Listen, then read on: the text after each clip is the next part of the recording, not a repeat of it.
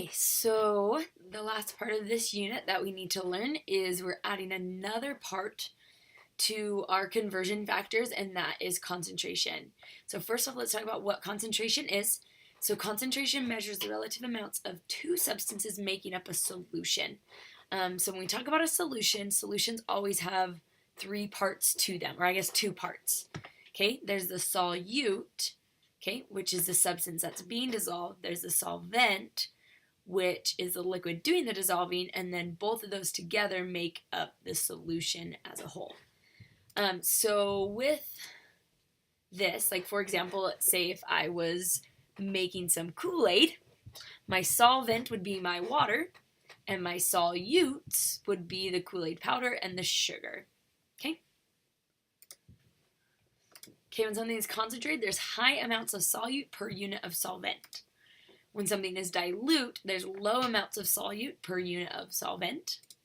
And then one important thing to recognize is that when something is colored, the darker it is, the higher the concentration.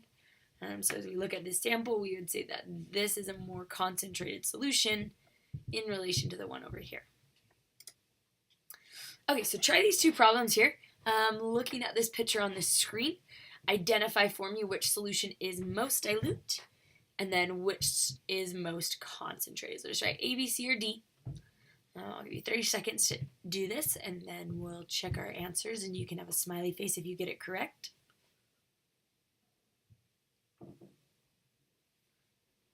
So on number one, the one that is most dilute, you should have said is D, because we see that it is the clearest of them all, which means the most concentrated one is A. Okay? Okay, so our main unit for concentration that we will use in chemistry is this thing called molarity. Okay, the symbol for molarity is a capital M, and it's very important that it's capital because we're going to find what the lowercase one means here in a second.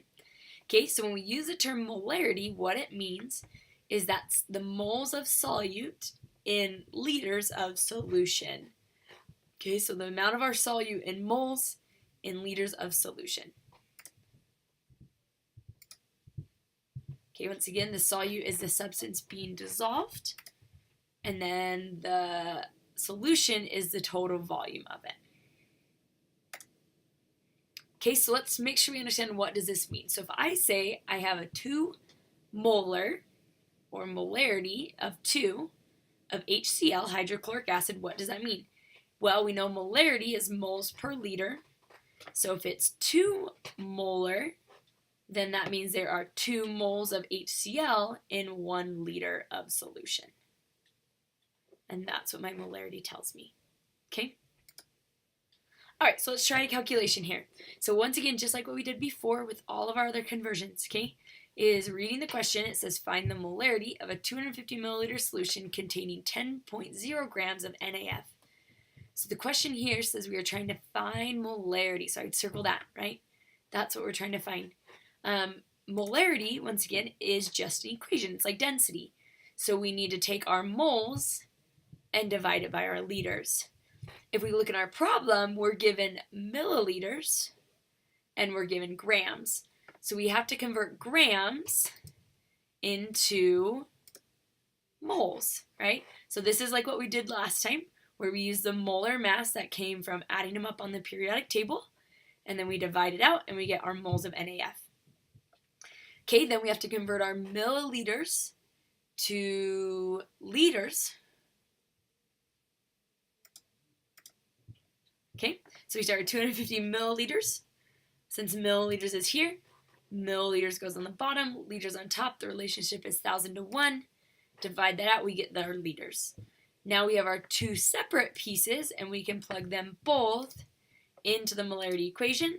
Put moles over liters, and then on your calculator you will divide them. For a final answer of 0.95 capital M of NaF. Okay? So once again, just a quick overview. So for finding molarity, it's moles per liter. Our problem gave us milliliters in grams, so we had to use our conversion skills, to get us moles, to get us liters so that we could divide them.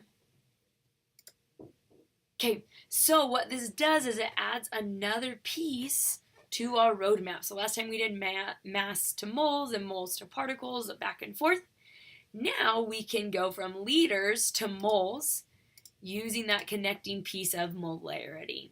Okay, once again, recognize that moles is always the center. That's what's going to connect anything to something else. Okay, so our question says how many grams of NaCl are required to make 0.50 liters of 0.25 molar NaCl? So once again, identify what it is we're trying to find. So I notice that it says how many grams. So grams is what we're trying to find, so put a circle around that. Okay, the next thing here, and this is where it gets tricky because there's a few more numbers, is we need to know which number to start with. Okay, so as you're looking at this, remember that the number that you start with is the actual measurement of your solution, a measurement we took in the lab. So it's going to be this liters. Okay, another way of knowing is that you'll never use molarity in the beginning because that's your bridge to get you somewhere else. So you'll never want to use that in the beginning. Okay, so we're going to start with 0.500 liters. Since liters is here, we know liters is going to go on the bottom. Okay, so remember that molarity really means this, 0.25 moles in a liter. Okay, that's something you need to get familiar. Anytime you see molarity, this is what it means. All right, so our liters have canceled. So now, since moles is here, moles will go there. Remember, I'm trying to get to grams, so the relationship between grams and moles, right? Go back here. So we did liters to moles, and now we're going to go moles to grams. So our connecting piece is our molar mass. So we'd find the molar mass of NaCl. Goes here. Everything should cancel except for what I want. Times it through. 7.3 grams of NaCl.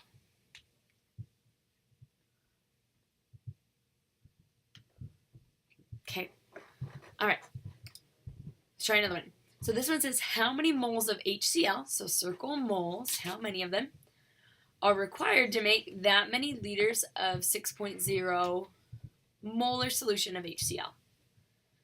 Okay, so once again, don't ever start with molarity because that's a conversion. So we're going to start with the 0.250 liters. Okay, remember what this capital M means. This really means that there's 6 moles in every 1 liter.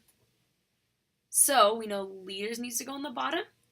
Moles goes on top because that's what I'm trying to find. We plug in the numbers.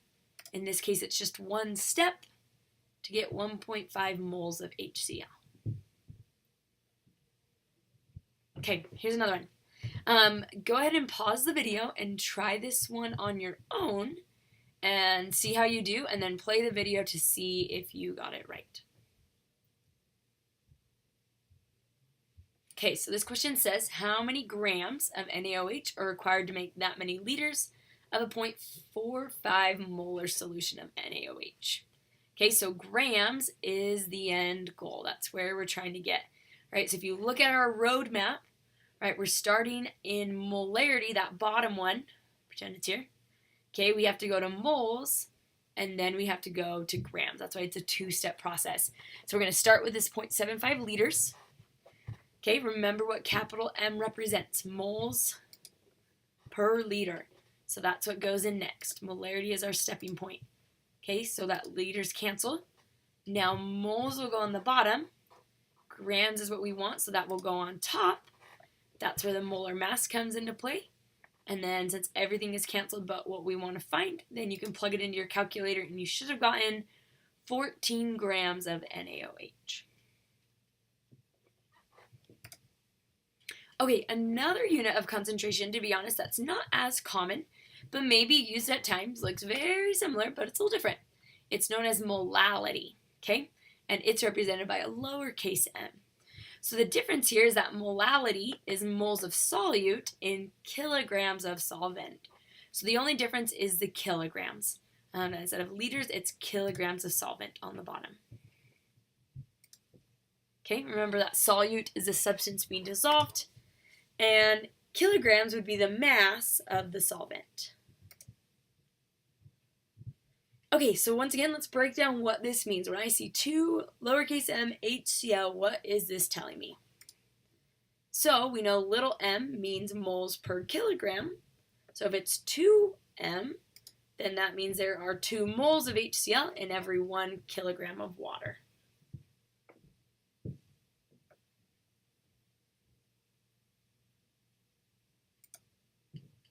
Okay, so here is our roadmap, right? So we can go from any one of these to any of the other, but notice that you always have to go through moles. So once again, you can use this as a gauge if you get stuck, right? If I have grams and I need to go to moles, molar mass is your bridge. If I have moles and I need particles, Avogadro's number is our bridge. If we have moles to liters, that's where molarity will come in. And notice that it's liters of solution. And then if I have kilograms of solvent and I want moles, then that's where I use the molality. All right, so let's try this problem here. Okay, so it says how many grams of NaCl are required to make 0.50 molality of sodium chloride with that much water. Okay, so as always, I'm going to circle grams because that's where I'm trying to get, right? We need to look at our roadmap and see the end goal. So I'm trying to get to grams right here. Okay, so then we need to know what to start with. So just like with capital M, you never want to start with lowercase m because that's a 2-unit relationship. Okay, so we're going to start with this 1.50 kilograms. So if we look at our roadmap, notice we're starting at kilograms and I'm ending in grams. So it's going to be a 2-step because I have to go kilograms to moles and then moles to grams. Okay, so start with your 1.50 kilograms. Remember that lowercase m simply means 0.5 moles per kilogram. So that will be our next step because that's our bridge, right? Once again, the bridge between these two is molality every single time. Okay, so we plug those in so that our kilograms cancel. Then moles can go on the bottom of our next step. And then we have our molar mass of NaCl, once again found from the periodic table. And then everything is canceled. Plug it in, you get 44 grams of NaCl. All right, this one wants you to find the molality of a solution containing 10 grams of NaF and 0.0500 kilograms of water. So first off, do you recognize a difference in this question from the one we did prior? If you notice, the difference here is that it's just finding molality, right? So this is once again kind of like a density calculation where for molality, we need moles per kilogram is what we need, okay? So we start with our grams because we need to change that to to moles, sorry. So we put grams here, grams goes on the bottom, molar mass, and then we times it through and we get our moles. So we have the top of our equation. Okay, then for molality, we need to take those moles and divide it by our kilograms and then plug it in. Notice the unit is just a lowercase m. Okay, go ahead once again, pause the video, try this one on your own. After you have an answer, then go ahead and push play and see how you did. Okay, so once again, this one is finding the molality of the solution. So molality is moles per kilogram. So those are 2 things I need. If you notice, this problem already gave us moles. That was nice. 2.3 moles of KBr. So we already have that. So all we need is kilograms. It gives us grams, so let's put that here. Then we need to convert that into kilograms. So grams goes on the bottom, kilograms on top, 1,000 to 1. That's just our conversion factor. Times it through, we get our kilograms. And then we can plug them both into our equation. So 2.3 moles over our kilograms gives us our 7.2 molality.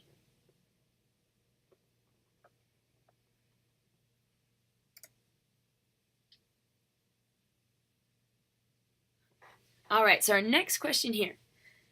How many kilograms of water are required to make that many grams into an 0.850 molality solution? Okay, so once again, we need to break down what it is we're trying to find and where it is we need to start. So when I look at this, first off it says, okay, I need to find kilograms of water, okay, are required to make that many grams into that molality. Once again, we don't ever start with molality because it's a 2-unit step. So we're going to start with our 650 grams of lithium sulfate. Okay, if you look up at the roadmap, I'm starting at grams and I want to get to kilograms. So you'll notice that we first have to go to moles. So grams goes on the bottom, moles goes on top. That's where the molar mass comes into play. So that those cancel out. Then, now that I'm in the middle at moles, we need to go to kilograms up to the top. So to get there, once again, moles is here, so moles goes on the bottom. Kilograms goes on top, and the relationship is that molality, that there's 0.85 moles in every 1 kilogram. Plug it all through, and you should get 6.96 kilograms of